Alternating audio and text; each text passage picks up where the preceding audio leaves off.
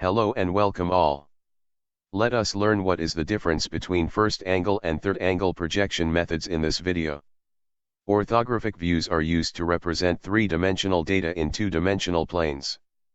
The most common method of projection methods are: Number 1, first angle projection.